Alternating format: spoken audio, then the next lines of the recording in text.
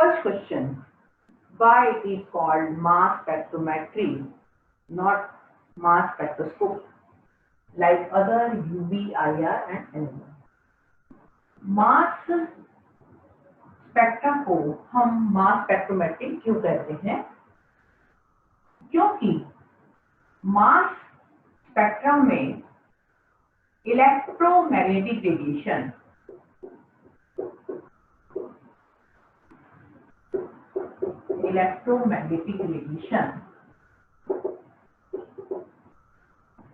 का उपयोग नहीं किया जाता, जैसा कि दूसरे स्पेक्ट्रा में यूवी, आईआर, एनएमआर में इलेक्ट्रोमैग्नेटिक रेडिएशन काम में ली जाती है, जबकि मास स्पेक्ट्रोमेट्री में इलेक्ट्रोमैग्नेटिक रेडिएशन काम में नहीं ली जाती।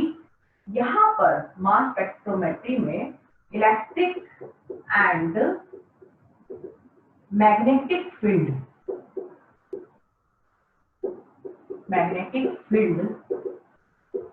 का उपयोग किया जाता है। इसी कारण से मास स्पेक्ट्रा को हम मास स्पेक्ट्रोमेट्री कहते हैं, न कि मास स्पेक्ट्रोस्कोपी कहते हैं। अब इसका सिद्धांत क्या है? What is the basic principle of mass spectrometry?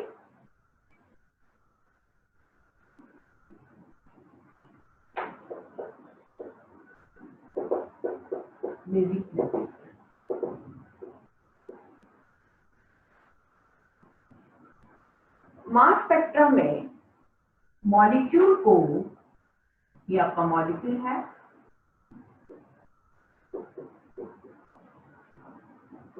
इसको इलेक्ट्रॉन द्वारा हिट किया जाता है, right?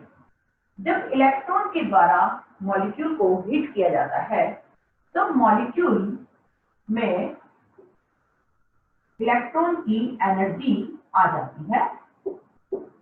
Means this molecule is electron rich molecule, electron energy rich molecule, ठीक है? मतलब कि इस इलेक्ट्रॉन ने मॉलिक्यूल को हिट किया, हिट करने के बाद में वो अपनी एनर्जी ट्रांसफर करके बाहर निकल जाता है, मतलब से हिला देता है। हिलाने के बाद मतलब ये जो एनर्जी रिच मॉलिक्यूल है, ये इलेक्ट्रॉन बाहर निकाल देता है, एक अपना मॉलिक्यूल का इलेक्ट्रॉन बाहर निकालता है, और निकालने के बाद यहाँ पर पॉजिटिव एंड रेडिकल, इस तरह से मॉलिक्यूल पॉजिटिव आयन, रेडिकल एवं इलेक्ट्रॉन में बदल जाता है। अभी कैसे, मतलब मैं आपको एग्जांपल देके समझा रही हूँ कि यहाँ देखिए आप, ये आपका इथेन मॉलिक्यूल है, इथेन मॉलिक्यूल, ठीक है? अब इस इथेन मॉलिक्यूल में जब हम इलेक्ट्रॉन से इसे बम्बार्डमेंट करते हैं, तब ये जो बॉन्ड इलेक्ट्रॉन है, कहीं कभी मैं एक जनरल बता रही हूँ कि यहाँ का ये जो बॉन्ड इलेक्ट्रॉन है ये टूट जाता है, तो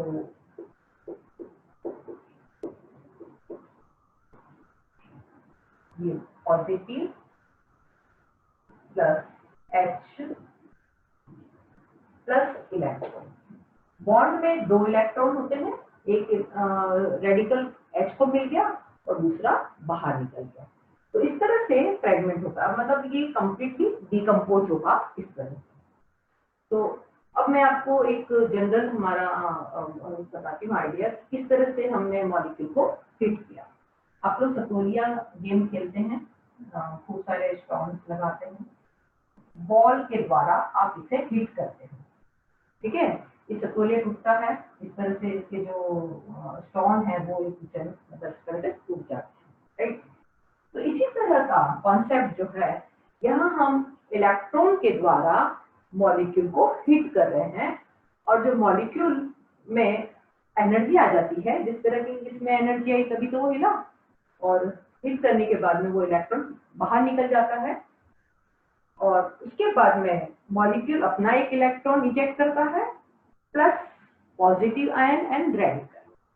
अब ये जो पॉजिटिव आयन और रेडिकल जो है आगे एनालिसिस के लिए इलेक्ट्रिक एंड मैग्नेटिक फील्ड में जाते हैं। इलेक्ट्रिक एंड मैग्नेटिक फील्ड, ठीक है। अब ये इलेक्ट्रिक एंड मैग्नेटिक फील्ड में जब गए तो यहाँ सिर्फ पॉजिटिव आयन ही डिटेक्ट होता है, radical is not detected in mass spectra, not detected in mass spectra. क्यों नहीं? क्योंकि हम जानते हैं कि हमारा जो एनालिसिस है वो इसमें कैरी ऑन हो रहा है मैग्नेटिक फील्ड में। मैग्नेटिक फील्ड के लिए जरूरी है कि मॉलिक्यूल डायमैग्नेटिक नेचर में होना चाहिए, जबकि रेडिकल कैसे होते हैं, पैरामैग्नेटिक नेचर में होते हैं।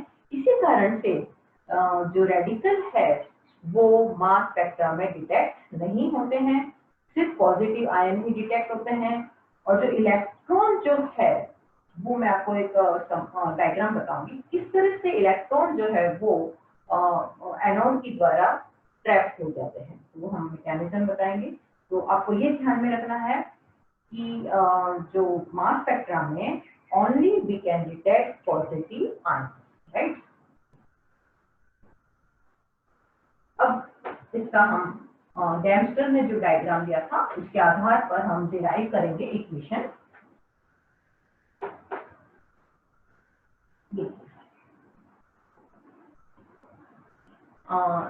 First point is this, second is derivation. M upon E is directly proportional to R. R means radius, ठीक है। अब हमें इसे डिराइव करना है। सबसे पहले मैं आपको ये डायग्राम बताती हूँ किस तरह से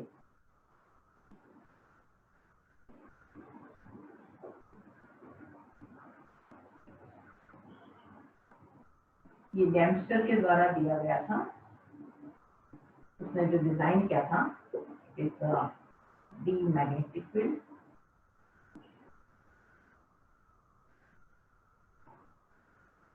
ये जो पार्ट है S1 और S2 ये इलेक्ट्रिक फील्ड है, ठीक है। अब हमारा जो मॉलिक्यूल है उसको पहले हम वेपोराइज करते हैं। वेपोराइज करने के बाद में उसे आयनाइज किया जाता है। तो यहाँ दिस इज द आयनाइज्ड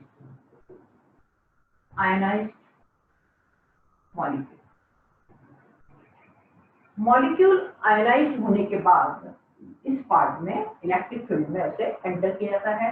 यहाँ पर हम 10,000 वोल्ट एनर्जी, ठीक है। यहाँ जब मॉलिक्यूल आयनाइज होने के बाद में यहाँ प्रवेश करता है, राइट। अब ये आयनाइज मॉलिक्यूल जो है it's only having plus and radical, positive and radical. जब ये इस भाग में आता है तो मॉलिक्यूल मतलब जो पार्ट है आयनाइज मॉलिक्यूल जो है वो एक्सीलरेट होता है। एक्सीलरेट माने हिलना, एक एक पार्टिकल जो है वो अलग अलग हो जाना, उसे हम कहते हैं एक्सीलरेशन। तो यहाँ पर एक्सीलरेशन होता है मतलब पार्टिकल सारे अलग हो जाते हैं, पॉजिटिव एंड रेडिकल। ये जो S2 स्लाइड है यहाँ 0 वोल्ट है, अब यहाँ पे थम जाता है, जो एक्सीलरेशन है वो यहाँ रुक जाता है। इसके बाद ये जो आयंस हैं पॉजिटिव एंड रेडिकल वो यहाँ मैग्नेटिक फील्ड में प्रवेश करते हैं। यहाँ मैग्नेटिक फील्ड में आने के बाद यहाँ मैग्नेटिक फील्ड का दबाव होता है, ठीक है। और दबाव होने के बाद मैं आपको बताती हूँ किस तरह से हमें इक्वेशन डिराइव करनी है। यहाँ S3 है, S3 के बाद में यहाँ डिटेक्टर लगा हुआ है electrometer,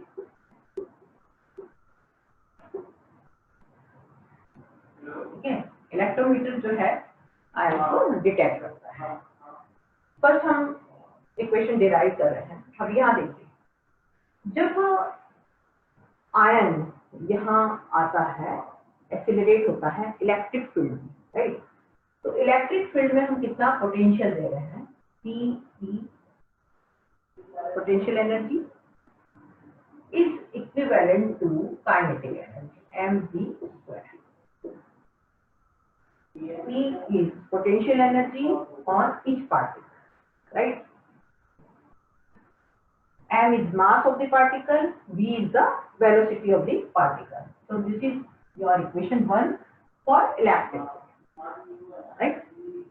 Now this particle is moving in the magnetic field. Magnetic field में ये जा रहा है, magnetic field में जाने के बाद HEV is equal to mv square upon r. What is it? जब मैग्नेटिक फील्ड में आता है तब उस पर जो दबाव लगता है डी आयन है, राइट, ये पॉजिटिव आयन है, इस पे फोर्स लग रहा है,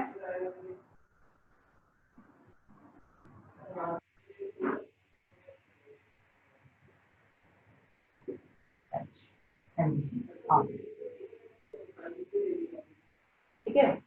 तो एक हर पार्टिकल दबता है, राइट।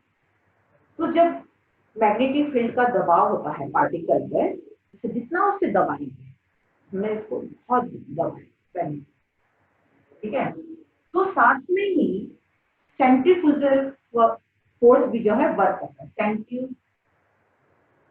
सेंट्रीफ्यूगल ऑपोजिट डायरेक्शन में सेंट्रीफ्यूगल फोर्स भी लगता है। तो negative field force is equivalent to centrifugal, right. और ये फोर्स को हम कहते हैं लॉरेंस जो फोर्स है वो क्या होता है, लॉरेंस फोर्स जो है it is quantified into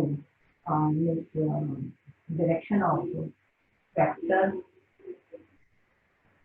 plus आपकी मैग्नेटिक फील्ड आ गई plus vector magnetic field and one more thing force is equivalent to H and E electric, right? So this is the sum of Lorentz force. अब हम इस equation को जो है solve करेंगे, simplify करेंगे, तो HE is equal to mv upon इस इक्वेशन को स्क्वायरिंग कीजिए इसकी, h square e square m square v square upon r, ठीक है।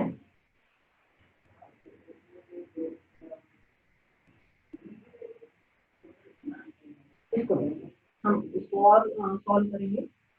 अब इक्वेशन जो ये है इसको हम इस तरह से लिखेंगे, h square e square, right, r square upon m square is equal to v। अब v स्क्वायर की वैल्यू हम कहाँ से लिखेंगे, इक्वेशन 1।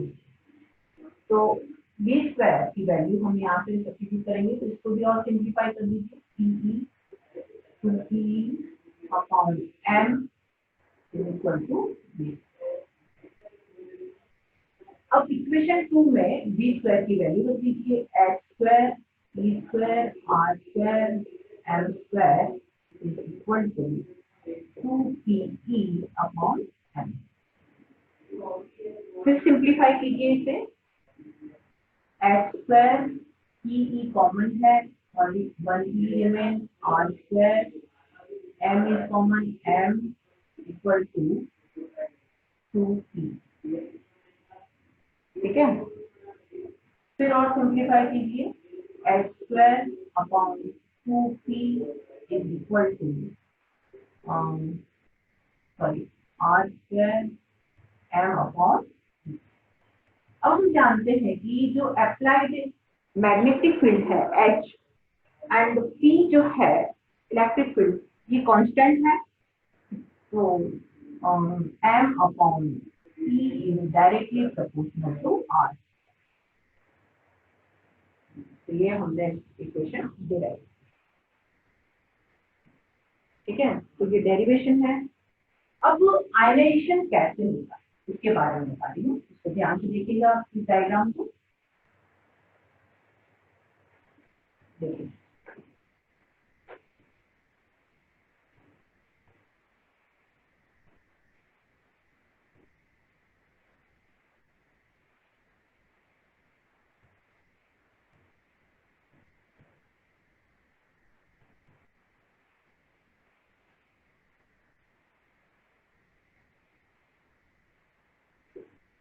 कि टंगस्टन फिलामेंट,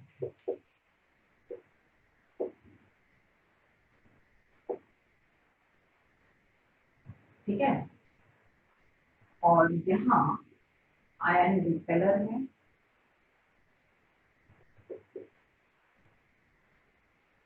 यहाँ से आपके पॉजिटिव एंड रेडिकल मूव, ये एनोड है, इलेक्ट्रॉन ट्रैवल, यहाँ पर इलेक्ट्रॉन की ट्रैपिंग है। और ये जो टंगस्टन फिलामेंट है ये करीब 17 इलेक्ट्रॉन वोल्ट की एनर्जी है, इलेक्ट्रॉन वोल्ट। अब होता क्या है कि यहाँ जो आपका सैंपल है, मॉलिक्यूल है, उसको वेपोराइज फॉर्म में एंटर किया, it is enter from here in vaporise form. Enter होने के बाद में ये जो टंगस्टन फिलामेंट से जो इलेक्ट्रॉन निकल रहे हैं, इन इलेक्ट्रॉन से इस मॉलिक्यूल का बॉम्बार्डमेंट है। जैसा कि मैंने आप लोगों को पहले बताया, मॉलिक्यूल का बॉम्बार्डमेंट हुआ है, राइट। बॉम्बार्डमेंट होने के बाद में जो मॉलिक्यूल है वो किसमें डिवाइड हो रहा है, radical and electron,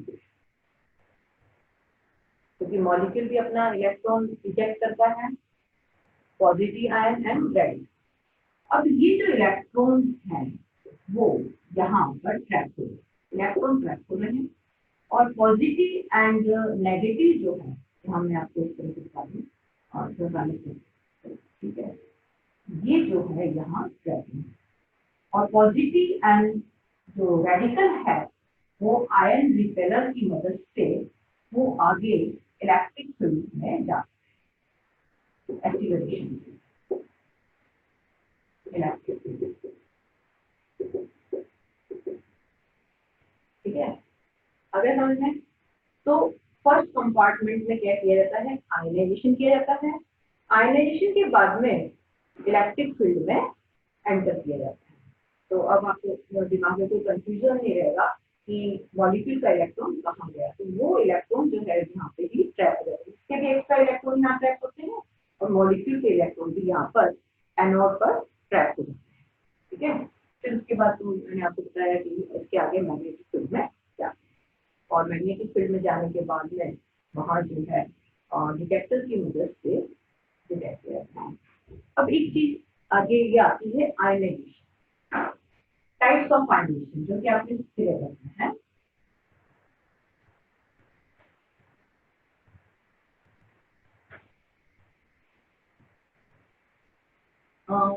mass spectrum के कंपोनेंट्स में फर्स्ट पार्ट आता है आयनाइजेशन,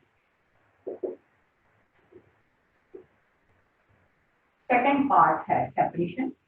सेपरेशन में आपकी दो फील्ड है, separation electric field and magnetic. इसके बाद में सैंपल आपका आ जाता है डिटेक्टर, और अब आयनाइजेशन, आयनाइजेशन क्या है, आयनाइजेशन में मैंने आपको बताया कि आपको सिलेबस में EI है, CI है, FD है, FD, चार तरह के आयनाइजेशन दे रहे हैं। ये आयनाइजेशन में EI जो है वो है हार्ड आयनाइजेशन, ठीक है। CI, FD, FAD जो है वो कहलाता है सॉफ्ट आयनाइजेशन। अब इनमें फर्क क्या है? देखिए, आप लोग जो घर में गेहूं लाते हैं, मैं सिंपल सा एग्जांपल बता रही हूँ। ये आपके गेहूं के हैं, गेहूं है, आप इसका दलिया बनाते हैं, होल गेहूं, व्हीट गेहूं है, इसका दलिया बनाया छोटे छोटे पार्टिकल्स, राइट। अब गेहूं में से जो दलिया बनाया है ना, ये कहलाएगा सॉफ्ट ग्रेन्युलेशन, क्योंकि पूरी तरह से आपने उसको नहीं पीसा है, थोड़े थोड़े से पार्टिकल किए हैं। दलिए के बाद में आप थोड़ा सा जैसे सूजी वाला पार्टिकल लेते हैं, सूजी वाला, तो ये भी आपका जो क्या कहलाएगा, सॉफ्ट ग्रेन्युलेशन।